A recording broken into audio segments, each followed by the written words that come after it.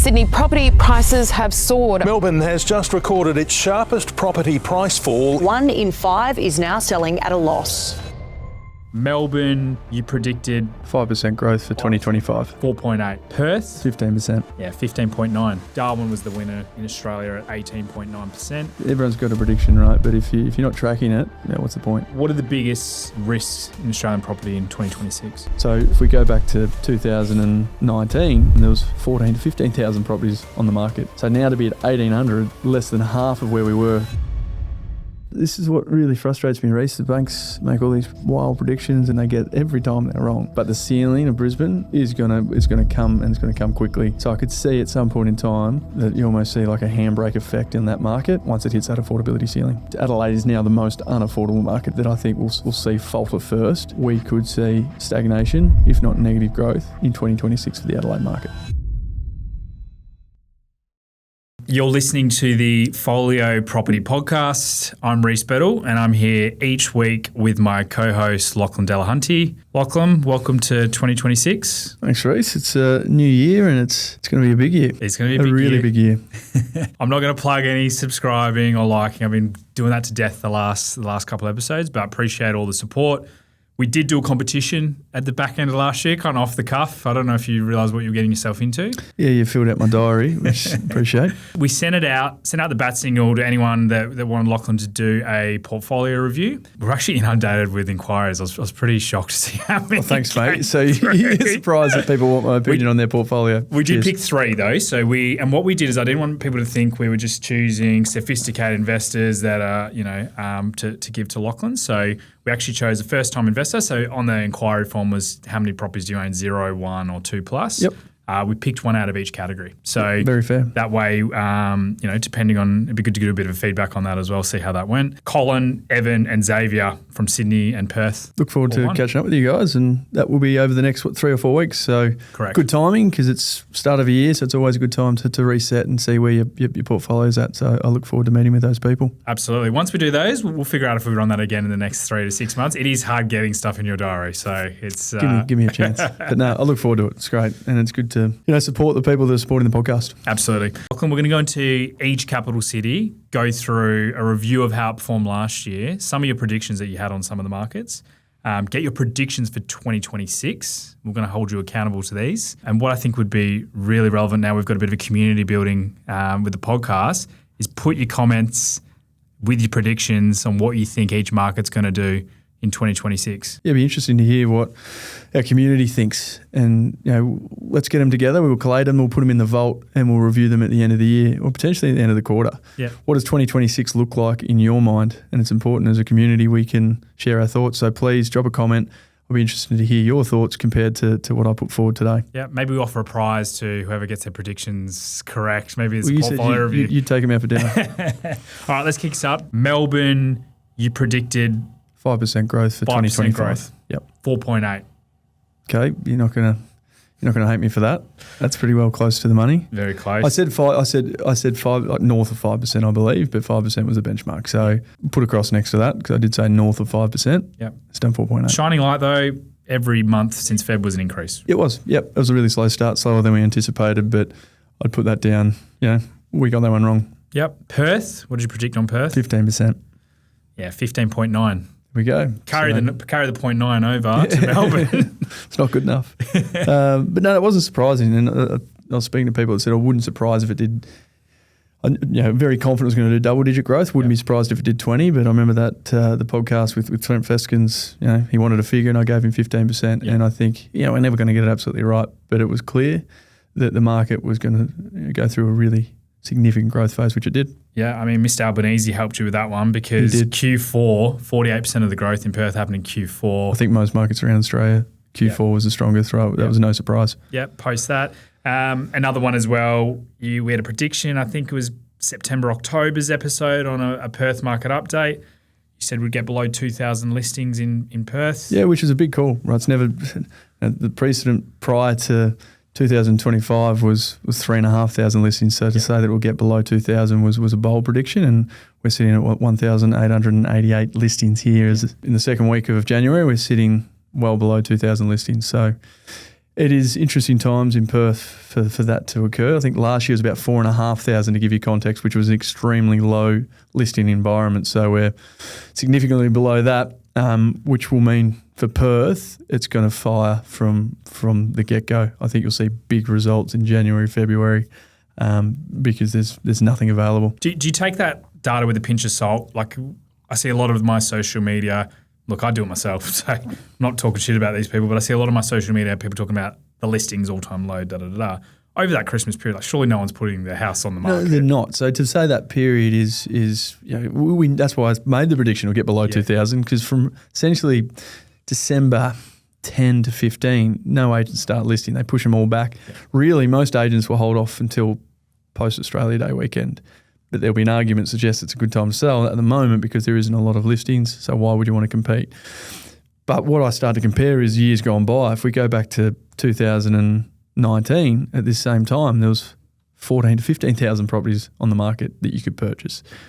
Fast track to the end of 2024, there was 4,500 properties at the same period. So let's go back in years gone by and compare it to that point. So now to be at 1,800, less than half of where we were at an already previously record low listing environment, it means the year's going to start arguably stronger than it finished, which will be probably sad for a lot of listings trying to get into the market in this first quarter. It's going to be really, really competitive. I want to do a quick summary of the major capital cities. Yep. Have a couple of anecdotes on a couple of the regional plays or plays that are similar to a regional play. But then I really want to delve into your 2026 predictions. Yep. So we're looking at interest rates, we're looking at debt levels, we're looking at leverage, we're looking at the first 5% first homeowner scheme. And obviously around the ground, state by state, city by city, forecast growth predictions, right? Let's go to Sydney. Annual growth 5.8%. Q4 actually one of the softest markets in the country at 0.8% for the quarter.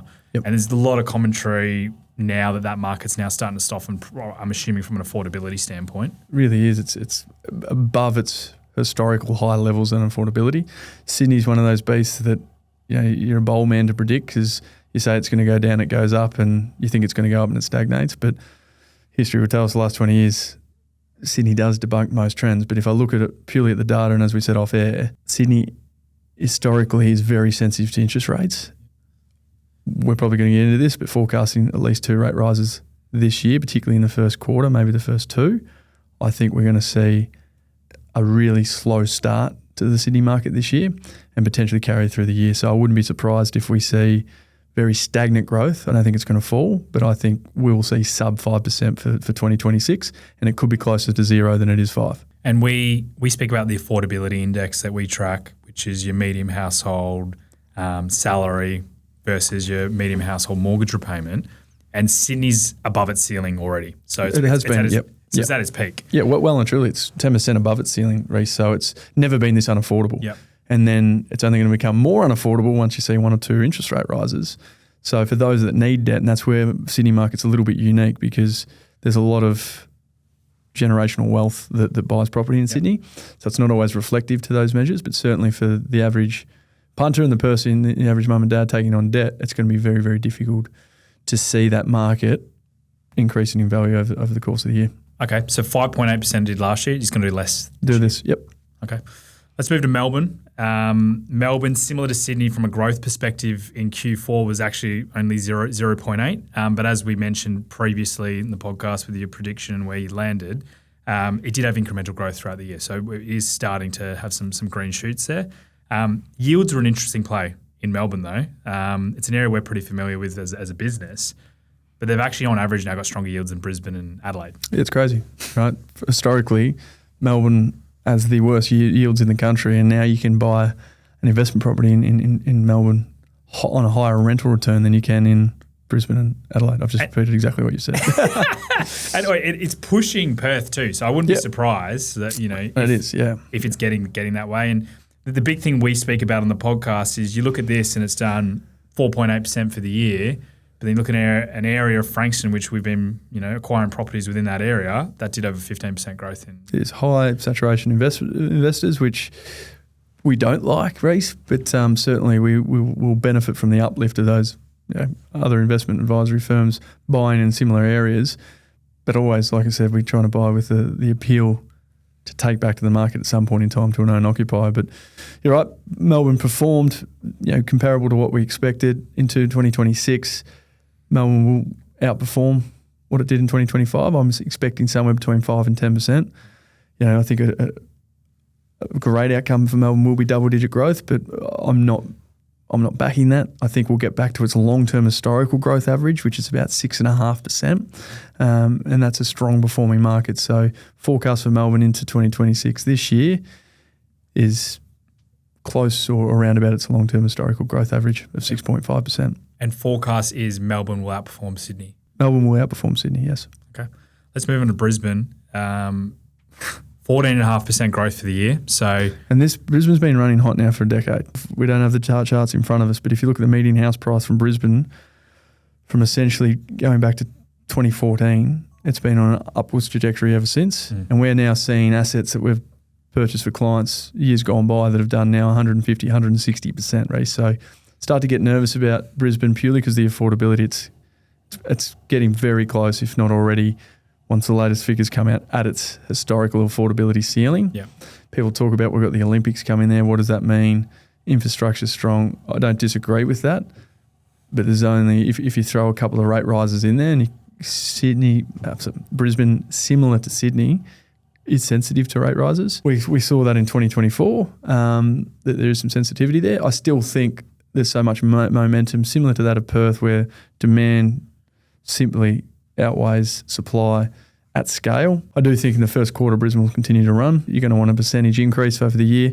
Forecasting Brisbane, what did it do? 15%. 14.5. Did 14.5, but it did 5.6 the last quarter. So it's got the momentum. Yeah, it's got momentum. It is over medium house price over $1 million now. So it's the second most unaffordable. But it'll kickstart the year strong. It'll be similar to that of Perth. Could do up to double-digit growth. Yep. Majority of that growth will happen in the first two quarters. But the ceiling of Brisbane is going to come quickly. So I could see at some point in time that you almost see like a handbrake effect in that market once it hits that affordability ceiling. Adelaide, 8.8% for the year. However, this was the biggest growth. We've already mentioned the kicker that Q4 had. But out of all the markets, Adelaide had the biggest increase in Q4, so 5.1%. So nearly 60% of their growth happened in the last quarter.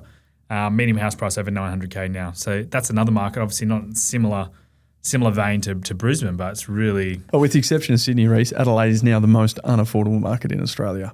And I've echoed my concerns about this market late last year. And, a lot of that growth that you're talking about is at that first home buyer segment, at sub 850 mark.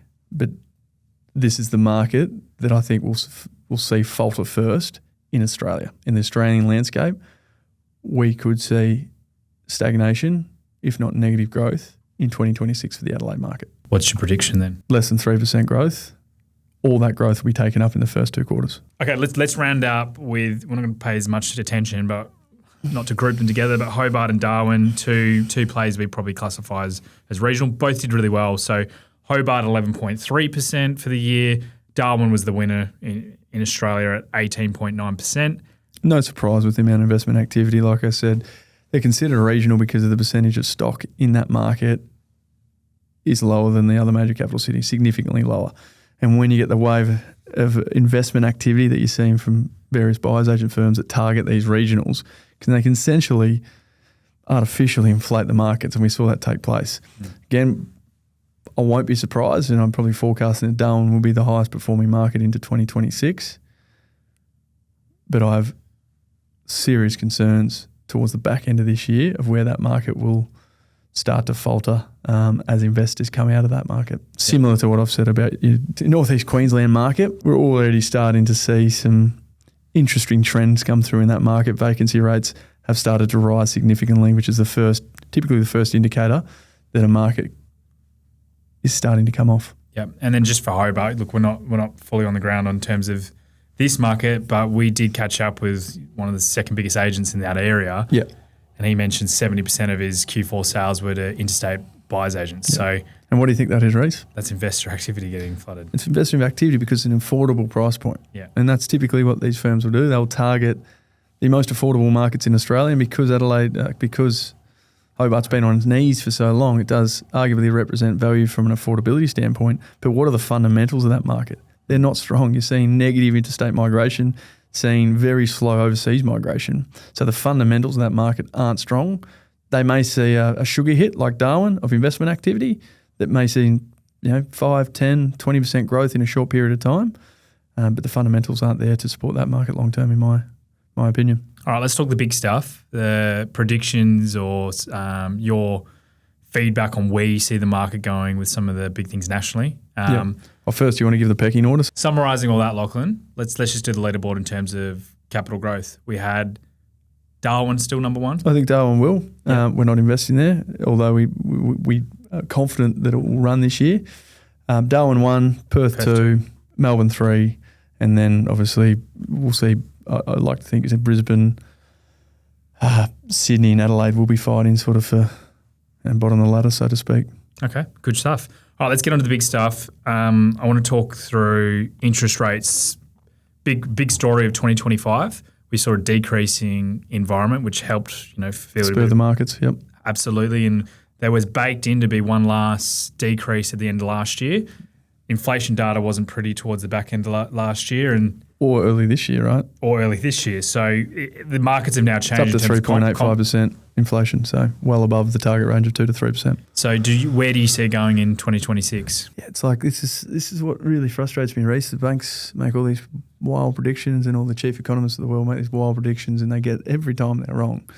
So we're bold going to make predictions, but inevitably futures have forecasted a rate rise, likely in February, to see if they can curb the inflation problem that we have.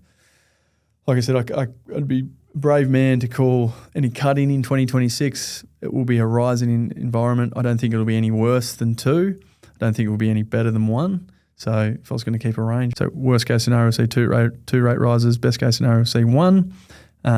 What does that mean for the markets?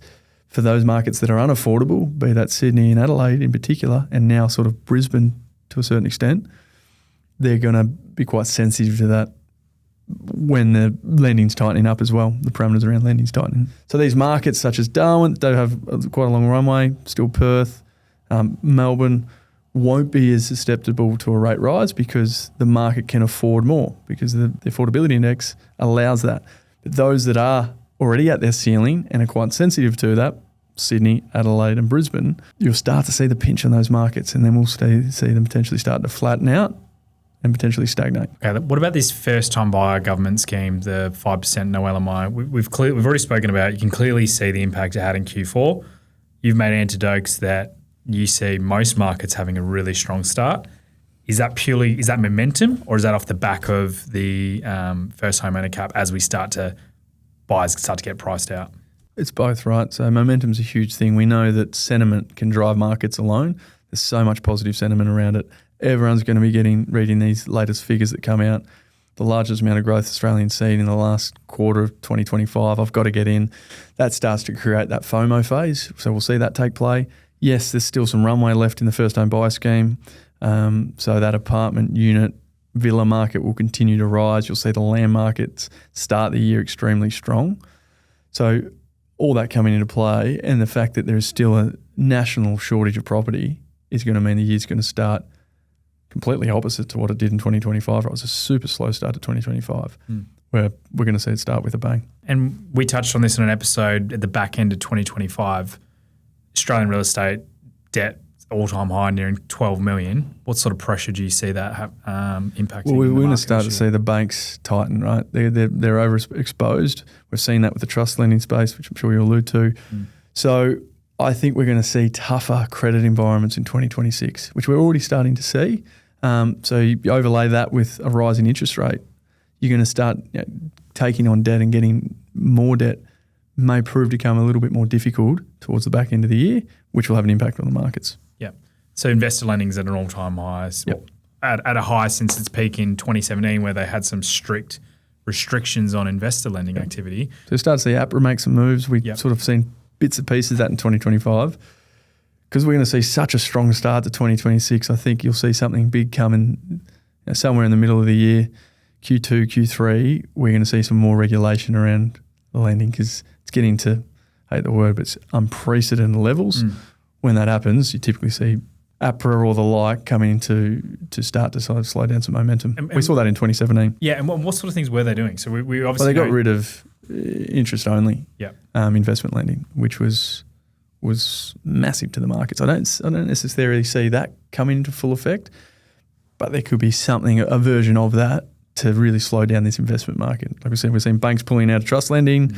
It will be targeting investors. Like, what are the biggest risks in Australian property in 2026? Getting caught up in the FOMO phase. I spoke about earlier in the podcast about sentiment driving markets. It's going to be very hard for individuals to not keep, when you've had a really good 2, 3, 4, 5 years, to not go back to the well and take on more debt, because it seems extremely easy. Right? Everyone in Australia, with the exception of Sydney and arguably Melbourne to an extent, everyone's an expert. Everyone's made money and everyone thinks it's extremely easy. It's just a game of debt, take on more debt. So I think that's the biggest risk, not getting caught up in FOMO and going down the regional, and Darwin's including that, going down to historically speculative asset classes and areas. Yep. That's my biggest risk in the market. And what's the biggest opportunity in 2026? Biggest opportunity, I think, is consolidating. Checking in on your portfolio, understanding exactly where it's at, and potentially using some of those speculative gains to either pay off debt, reallocate those assets into better quality, better areas. That's the thing. Regionals always have a place, or speculatives can have a place as a stepping stone asset. Maybe 2026 is the time to reconsider divesting those assets and upgrading them into better quality and sort of more long-term hold assets would be my advice. Beautiful. You've been listening to the Folio Property Podcast.